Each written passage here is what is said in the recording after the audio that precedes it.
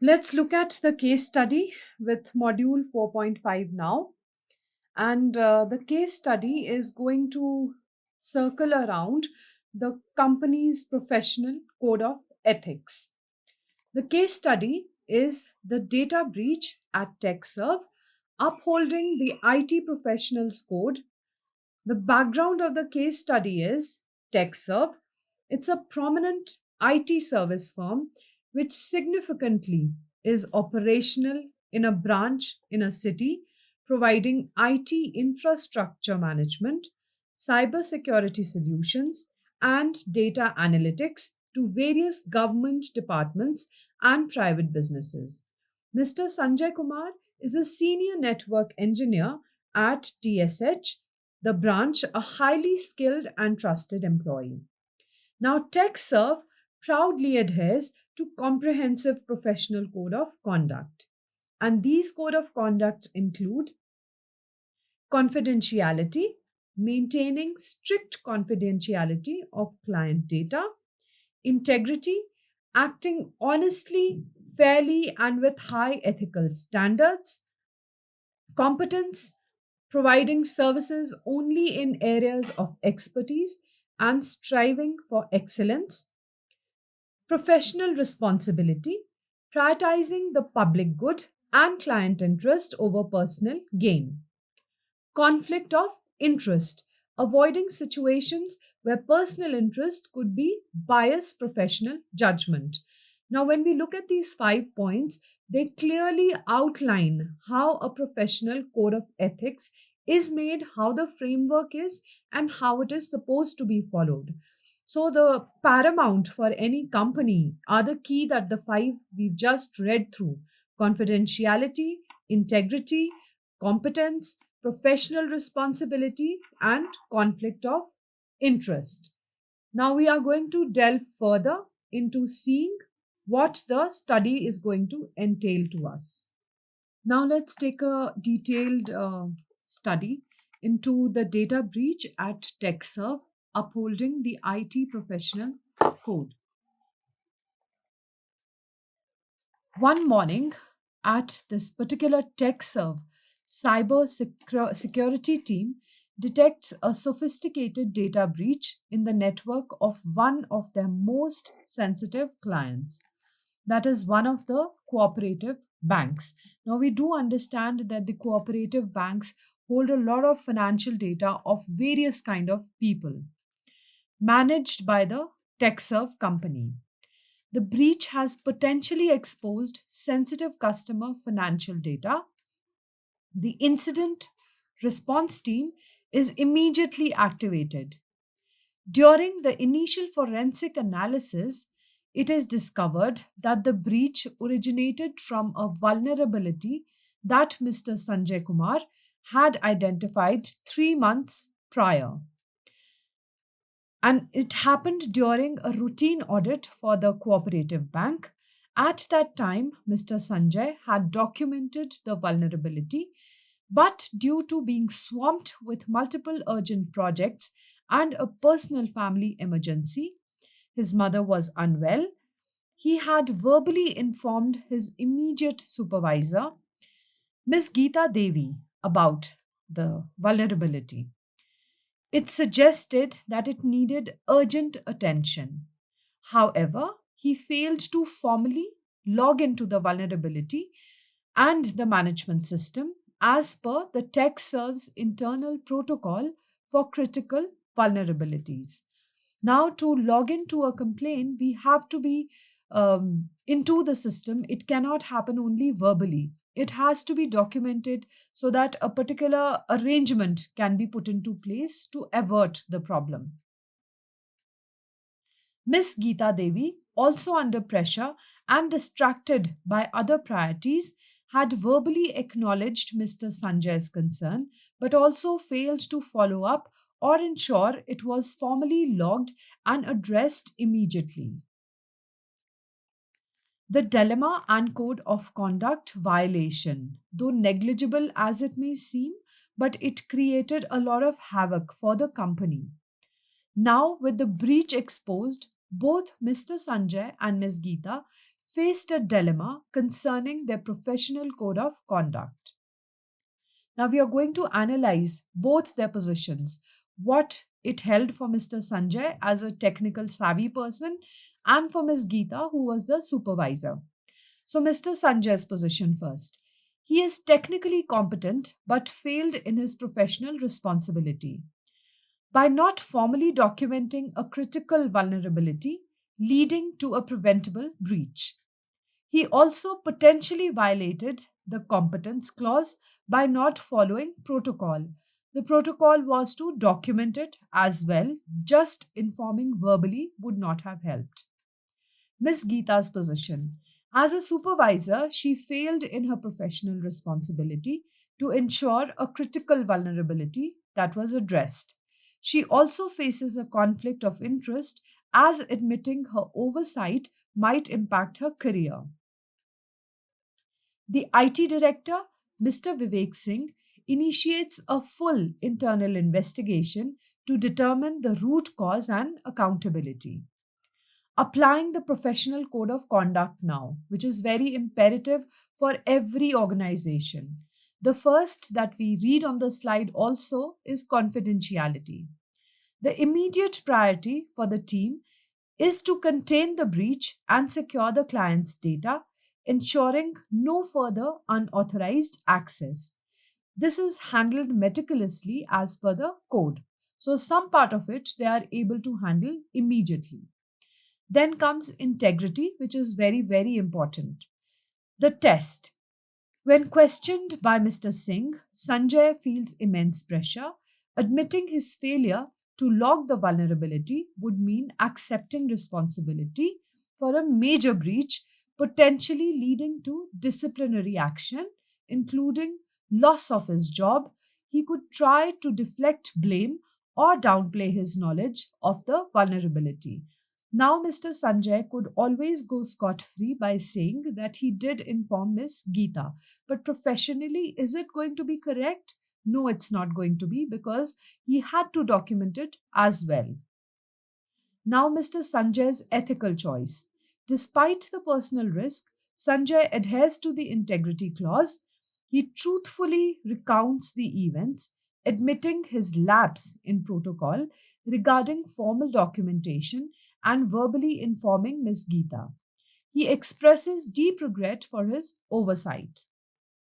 Now, Miss Geeta's ethical test. Geeta is also questioned. She could deny Sanjay informed her, thereby shifting all the blame to him. So she also could have acted irresponsibly and just said that she was not informed because it was just a verbal act of informing. However, we have Geeta's ethical choice also. After a difficult internal struggle, Geeta also chooses integrity. She corroborates Sanjay's account, admitting her oversight into ensuring that the vulnerability was formally not logged and addressed to immediately. So, had it been formally logged in by both these people, the problem could have been avoided, it could have been curtailed. Now, competence. While Sanjay possessed the technical competence to identify the vulnerability, his failure to follow the defined process for critical issues showed a lapse in applying that competence effectively in a systematic and documented manner, which he was required to. The investigation highlighted the need for more rigorous adherence to the TechServe internal security protocol. Professional responsibility. This is where both Ms. Sanjay and Ms. Geeta had a lapse. Their primary professional responsibility was to protect client data and ensure the security of their systems. Their individual oversights directly contributed to the breach, failing their responsibility to the client and the public good. Conflict of interest. Geeta faced a conflict of interest between protecting her career and disclosing her oversight. Her decision to prioritize honesty aligned with the spirit of the code. So, the five codes that are very important here, it is seen that both the employees, Mr. Sanjay as well as Ms. Geeta, wanted to go by it or adhere to it. Now, the consequences, because a lapse has already happened. So, upholding the code and all the initial lapses and the consequences of the initial lapse, failure to fully adhere to the code. What happened was, initial was data breach. The most significant consequence, sensitive client data was potentially exposed, causing severe reputation damage to the corporative bank and to TechServe as well. Financial cost, cooperative bank faced potential regulatory fines, legal liabilities, and the cost of notifying affected customers. TechServe faced costs for incident responses, forensic analysis, and system hardening. Now, the damaged reputation. TechServe's reputation as a reliable cybersecurity provider was a little shaken. Consequences of upholding the integrity, that is, later on during the investigation. Transparency and accountability. Now, transparency and accountability is largely for the people who were involved.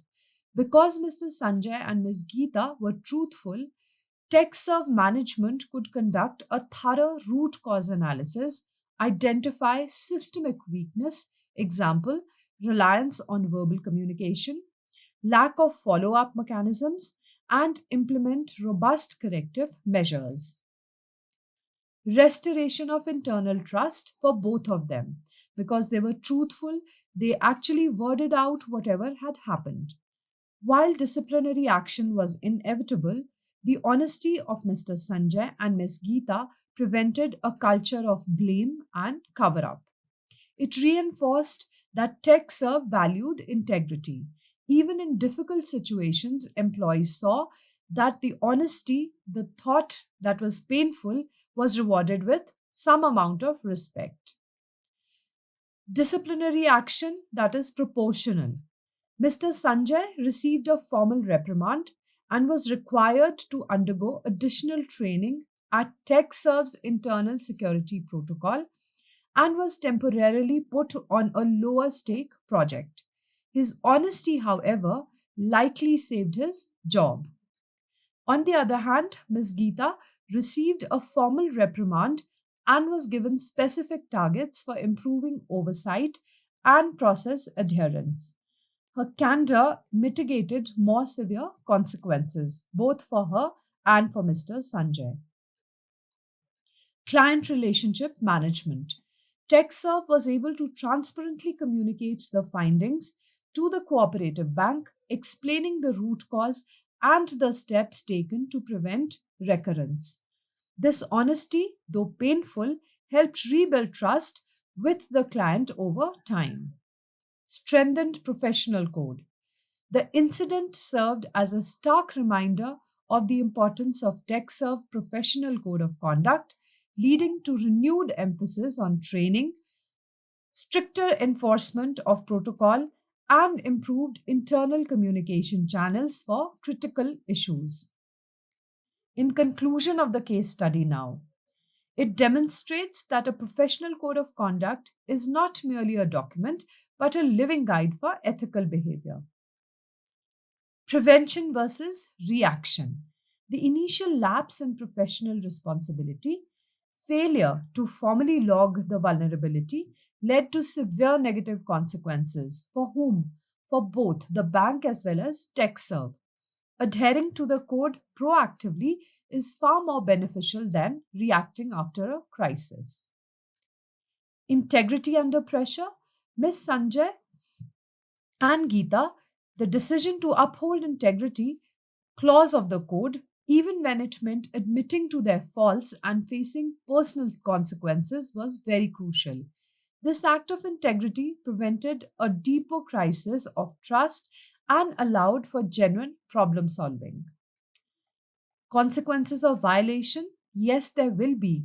The case clearly shows that violating aspects of the code like professional responsibility and due diligence incompetence leads to tangible negative outcomes. The value of accountability. Upholding the code facilitates accountability, which is essential for learning from mistakes, improving systems, and ultimately restoring trust and reputation. Codes as a foundation of trust. Why are codes so important? So that people can be trustworthy, people can be respected.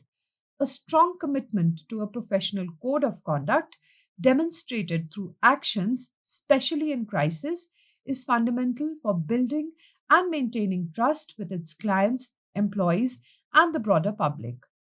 It reinforces the professional's commitment to prioritizing the public good. So, here do we see that both professional and the ethical code of conduct is very, very important for us to function in a good organization.